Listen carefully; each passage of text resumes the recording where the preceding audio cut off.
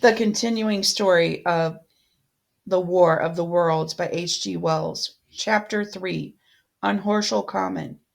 I found a little crowd of perhaps 20 people surrounding the huge hole in which the cylinder lay. I have already described the appearance of the colossal bulk embedded in the ground. The turf and gravel about it seemed charred as if by a sudden explosion. No doubt its impact had caused a flash of fire.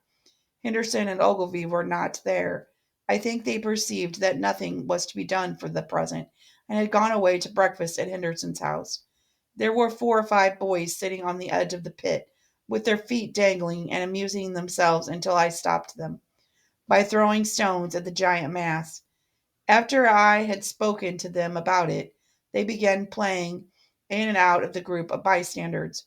Among these were a couple of cyclists, a jobbing gardener I employed sometimes,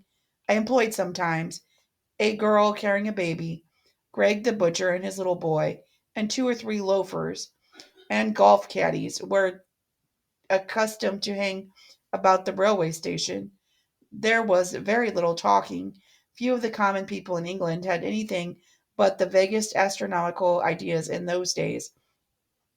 Most of them were staring quietly at the big table like end of the cylinder, which was still as Ogilvy and Henderson had left it. I fancied the popular expectation of a heap of charred corpses was disappointed at the inanimate bulk. Some went away while I was there, and other people came. I clambered into the pit and fancied I'd heard a faint movement under my feet. The top had certainly ceased to rotate. It was only when I got thus close to it that the strangeness of the object was at all evident to me. At first glance, it really no more exciting than an overturned carriage or a tree blown across the road. Not so much. Indeed, it looked like a rusty gas float. It required a certain amount of scientific education to perceive that the gray scale of the thing was no common oxide, that the yellowish white metal that gleamed in the crack between the lid and the cylinder had unfamiliar hue. Extraterrestrial had no meaning for most of the onlookers. At the time, it was quite clear in my own mind that the thing had come from the planet Mars, but I judged an improbable that it contained any living creature. I thought the unscrewing might be automatic. In spite of Ogilvy, I still believed that there were men in Mars. My mind ran fancifully on the possibilities of it containing manuscript, on the difficulties in translation that might arise, whether we should find coins and models in it, and so forth. Yet it was a little too large for assurance on this idea. I felt as impatient to see it opened. About 11, as nothing seemed happening, I walked back, full of such a thought, to my home in Maybury. But I found it difficult to get to work upon my abstract investigation. In the afternoon, the appearance of the Common had altered very much. The early edition of the evening paper had startled London with an enormous headline: "A message received from Mars. Remarkable story from Woking," and so forth. In addition, Ogilvy's wire to the Astronomical Exchange had roused every observatory in 3 kingdoms. There were half a dozen flies or more from the Woking station standing in the road by the sandpits. A basket chaise from Cobleham, and a rather lordly carriage. Besides that, there were quite a heap of bicycles. In addition, a large number of people must have walked, in spite of the heat of the day, from Woking and Chestersea, so that they were altogether quite a considerable crowd, 1 or 2 gaily dressed ladies among the others. It was glaringly hot, not a cloud in the sky, not a breath of wind, and the only shadow was that of a few scattered pine trees. The burning heather had been extinguished, but the level crowd towards Outershaw was blackened as far as one could see, and still giving off vertical streamers of smoke.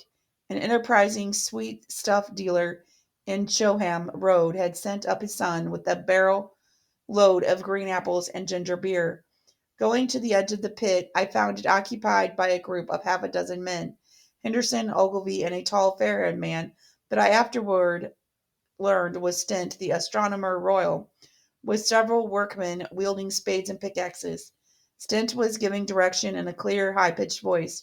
He was standing on the cylinder, which was now evidently much cooler. His face was crimson and streaming with perspiration, and something seemed to have irritated him. A large portion of the cylinder had been uncovered, though its lower end was still embedded. As soon as Ogilvy saw me among the staring crowd on the edge of the pit, he called to me to come down, and asked me if I would mind going over to see Lord Hilton, the lord of the manor. The growing crowd, he said, was becoming a serious impediment to their evacuate evacuate excavations, especially the boys. They watched a light railing put up. They wanted a light railing put up and help to keep the people back. He told me that a faint stirring was occasionally still audible within the case, but that the workmen had failed to unscrew the top of it, as it afforded no grip to them. The case had appeared to be enormously thick, and it was possible that the faint sounds we heard represented a noisy tumult to the interior. I was very glad to do it, as he asked, and so became one of the privileged spectators within the contemplated enclosure. I failed to find Lord Hilton at the house, but I was told he was expected from London by the 6 o'clock train from Waterloo, and as it was then about a quarter past 5, I went home, had some tea, and walked up to the station to waylay him. Chapter 4. The cylinder opens. When I returned to the common, the sun was setting. Scattered groups were hurrying from the direction of Woking, and one or two persons were returning. The crowd about the pit had increased and stood out black against the lemon yellow of the sky. A couple of hundred people, perhaps. There were raised voices, and some sort of struggle appeared to be going on about the pit. Strange imaginings passed through my mind. As I drew nearer, I heard Stent's voice. Keep back! Keep back! A boy came running towards me. It's a moving, he said to me as he passed. A screwing and a screwing out. I don't like it, and I'm a going home, I am. I went on to the crowd. There were really, I should think, 200 or 300 people elbowing and jostling one another, the one or two ladies there being by no means least active. He's fallen into the pit, cried someone. Keep back, said several. The crowd swayed a little, and I elbowed my way through. Every one of them seemed greatly excited. I heard a peculiar humming sound from the pit. I say, said Ogilvy, help keep these idiots back. We don't know what's in that confounded thing, you know. I saw a young man, a shop assistant in Woking, I believe he was, standing on the cylinder and trying to scramble out of the hole again. The crowd had pushed him in. The end of the cylinder was being screwed out from within. Nearly 2 feet of shining screw projected. Somebody blundered against me, and I narrowly missed being pinched into the top of the screw. I turned, and as I did so, the screw must have come out, and for the lid of the cylinder fell upon the ground with a ringing concussion. I stuck my elbow into the person behind me, and I turned my head towards the thing again. For a moment, the circular cavity seemed perfectly black, and I had the sunset in my eyes. I think everybody expected to see a man emerge, possibly a little unlike us terrestrial men, but in all essentials a man. I know I did. But looking, I presently saw something stirring within the shadow. Grayish, billowy movements, one above another, and then two luminous discs like eyes.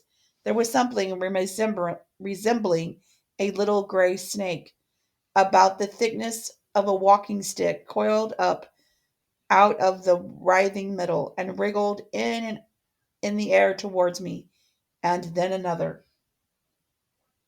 A sudden chill came over me. There was a loud shriek from a woman behind. I half turned, keeping my eyes fixed upon the cylinder, still from which other tentacles were now projecting, and I began pushing my way back from the edge of the pit. I saw astonishment giving place to horror on the faces of the people about me. I heard inarticulate exclamations on all sides. There was a general movement backwards. I saw the shopman struggling still on the edge of the pit. I found myself alone, and I saw the people on the other side of the pit running off. Stint among them, I looked again at the cylinder, and the ungovernable terror gripped me. I stood petrified and staring. A big, grayish, rounded bulk, the size perhaps of a bear, was rising slowly and painfully out of the cylinder. As it bulged up and caught the light, it glistened like wet leather. Two large, dark colored eyes were regarding me steadfastly. The mass that framed them, the head of the thing, was rounded and had, one might say, a face. There was a mouth made under the eyes, the lipless brim of which quivered and panted and dropped saliva. The whole creature heaved and panted convulsively. A lank tentacle appendage gripped the edge of the cylinder. Another swayed in the air. Those who would have never seen a living Martian can scarcely imagine the strange horror of its appearance. The peculiar V shaped mouth with its pointed upper lip, the absence of a brow ridges, the absence of a chin beneath the wedge like lower lip, the incessant quivering of this mouth, the gargantuan group of tentacles, the tumultuous breathing of the lungs in a strange atmosphere, the evident heaviness of the painfulness of movement due to the greater gravitational energy of the earth above all, the extraordinary intensity of the immense eyes, were at once vital, intense, inhuman, crippled, and monstrous. There was something fungoid in the oily brown skin, something in the clumsy deliberation of the tedious movements, unspeakably nasty. Even as the first encounter, the first glimpse, I was overcome with disgust and dread. Suddenly the monster vanished. It had toppled over the brim of the cylinder and fallen into the pit. With a thud like the fall of a great mass of leather, I heard it give a peculiar thick cry, and forthwith another of these creatures appeared, darkly in deep shadow of the aperture. I turned and, running madly, made for the first group of trees, perhaps 100 yards away. But I ran slantingly and stumbling, for I could not avert my face from these things. There, among some younger pine trees and bushes, I stopped, panting, and waited further developments. The common round the sand pit was dotted with people standing like myself in half fascinated terror, staring at these creatures, or rather at the heaped gravel at the edge of the pit in which they lay. And then, with a renewed horror, I saw a round black object bobbing up and down on the edge of the pit. It was the head of the shopman who had fallen in, but showing as little a little black object against the hot western sky. Now he got his shoulder and knee up, and again he seemed to slip back until only his head was visible. Suddenly he vanished, and I could have fancied a faint shriek had reached me. I had momentarily impulses to go back and help him, that my fears overruled. Everything then was quite invisible, hidden by the deep pit and the heap of the sand that fell in the cylinder had made. Anyone coming along the road from Chobin to Woking would have been amazed at the sight. A dwindling multitude of perhaps 100 people or more standing in a great irregular circle in ditches, behind bushes, behind gates and hedges, saying little to no one, to one another, and that in short, excited shouts, and staring hard at a few heaps of sand. The barrel of ginger beer stood, a queer derelict, black against the burning sky, and in the sand pits was a row of deserted vehicles with their horses feeding out of nose bags or pawing on the ground. Chapter 5. The Heat Ray. After the glimpse I had had of the Martian's emergence from the cylinder in which they had come to the earth from their planet. A kind of fascination paralyzed my actions. I remained standing knee deep in the heather, staring at the mound that hid them. I was in a battleground of fear and curiosity. I did not dare to go back towards the pit, but I felt a passionate longing to peer into it. I began walking, therefore, in a big curve, seeking some point of vantage and continually looking at the sand heaps that hid the newcomers to our earth.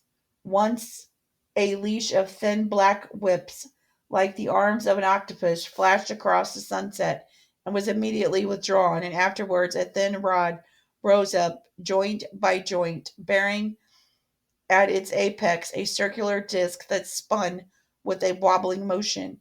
What could be going on there? Most of the spectators had gathered in one or two groups, one a little crowd towards Woking, the other a knot of people in the direction of Chabot. Evidently, they shared my mental conflict. There were few near me. One man I approached. He was, I perceived, a neighbor of mine, though I did not know his name, and accosted, but it was scarcely a time for articulate conversation. What ugly brutes, he said. Good God, what ugly brutes. He repeated this over and over again. Did you see a man in the pit? I said. But he made no answer to that. We became silent and stood watching for a time side by side, deriving, I fancy, a certain comfort in one another's company. Then I shifted my position a little to a little knoll that gave me the advantage of a yard or more of elevation, and when looked for him presently, he was walking towards Woking. The sunset faded to twilight before anything further happened. The crowd far away on the left towards Woking seemed to grow, and I heard now a faint murmur from it. The little knot of people towards Shobham dispersed. There was scarcely an intimidation of movement from the pit. It was this, as much as anything, that gave people courage, and I suppose the new arrivals from Woking also helped to restore confidence. At any rate, as the dusk came on, a slow, intermittent movement upon the sand pit began, a movement that seemed to gather force as the stillness of the evening about the cylinder remained unbroken.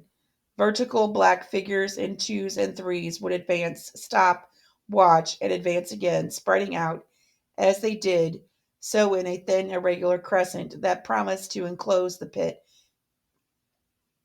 in its attenuated horns. I, too, on my side, began to move towards the pit. Then I saw some cabmen and others had walked boldly into the sand pit and heard the clatter of hoofs and the grind of wheels. I saw a lad trundling off on the barrow of the apples, and then within 30 yards of the pit, advancing from the direction of Horsham, I noted a little black knot of men, the foremost of whom was waving a white flag. This was the deputation. There had been a hasty consultation, and since the Martians were evidently, in spite of their repulsive forms, intelligent creatures, it had been resolved to show them by approaching them with signals that we too were intelligent. Flutter, flutter went the flag, first to the right, then to the left. It was too far for me to recognize anyone there, but afterwards I learned Ogilvy, Stent, and Henderson were with the others in this attempt at communication. This little group had in its advance dragged inward, so to speak, the circumference of the new, almost complete circle of people, and a number of dim black figures in followed it at discreet distances. Suddenly there was a flash of light, and a quantity of luminous greenish smoke came out of the pit in three distinct puffs, which drove up one of the other straight into the still air. This smoke or flame perhaps would be a better word for it, was so bright that the deep blue over sky overhead and the hazy stretches of brown common towards Chertsey set with black pine trees seemed to darken abruptly as those puffs arose, and to remain in the darker after their dispersal. At the same time, a faint hissing sound became audible. Beyond the pit stood the little wedge of people with the white flag at its apex, arrested by these phenomena, a little knot of small vertical black shapes upon the black ground. As the green smoke arose from their faces flashed out pallid green and faded again as it vanished. Then slowly the hissing passed into a humming, into a long, loud, droning noise. Slowly a humped shape rose out of the pit, and the ghost of a beam of light seemed to flicker out from it. Forthwith, flashes of actual flame, a bright glare leaping from one to another, sprang from the scattered group of men. It was as if some invisible jet impinged upon them and flashed into white flames. It was as if each man were suddenly and momentarily turned into fire. Then, by the light of their own destruction, I saw them staggering and falling, and their supporters turning to run. I stood staring, not at yet realizing that this was death leaping from man to man in that little distant crowd. All I felt was that it was something very strange, an almost noiseless and blinding flash of light, and a man fell headlong and lay still. And as the unseen shaft of the heat passed over them, pine trees burst into fire, and every dry brush became with the dull thud and mass of flames. And far away towards Canap, I saw the flashes of trees and the hedges and the wooden buildings suddenly set alight. It was sweeping around swiftly and steadily, this flaming death, this invisible, inevitable sword of heat. I perceived it coming toward me by the flashing bushes it touched, and was too astonished and stupefied to stir. I heard the crackle of fire in the sandpit, and the sudden squeal of a horse that was suddenly stilled. Then it was as if an invisible yet intensely heated finger were drawn through the heather between me and the Martians, and all along the curving line beyond the sandpit, the dark ground smoked and crackled. Something fell with a crash far away to the left, where the road from Woking Station opens out to the common. Forthwith the hissing and the humming ceased, and the black dome like object sank slowly out of sight into the pit. All this had happened with such swiftness that I had stood motionless, dumbfounded, and dazed by the flashes of light. Had that death swept through a full circle, it must inevitably have slain me in my surprise, but it passed and spared me, and left the night about me suddenly dark and unfamiliar. The undulating common seemed now dark almost to blackness, except where its roadway lay gray and pale under the deep blue sky of the earthly night. It was dark and suddenly void of men. Overhead the stars were mustering, and in the west the sky was still pale, bright, almost greenish blue. The tops of the pine trees and the roofs of Horschel came out sharp and black against the western afterglow. The Martians and their appliances were altogether invisible, save for a thin mast upon which the restless mirror wobbled. Patches of brush and isolated trees here and there smoked and glowed still, and the houses toward Woking Station were standing up spires of flame into the stillness of the evening air. Nothing was changed save for that and a terrible astonishment. The little group of black specks with the flag of white must have been swept out of existence and the stillness of the evening, as so it seemed to me, had scarcely been broken. It came to me that I was upon this dark common, helpless, unprotected, and alone. Suddenly, like a thing falling out upon me from without, came fear. With an effort, I turned and began stumbling, running through the heather. The fear I felt was no rational fear, but panic, terror, not only of the Martians, but of the dusk and stillness and about me. Such extraordinary effect in unmanning me, it had that ran weeping silently as a child might do. Once I had turned, I did not dare look back. I remember I felt an extraordinary persuasion that I was being played with, that presently, when I upon this very verge of safety, this mysterious death, as swift as the passage of light, would leap after me from the pit about the cylinder and strike me down.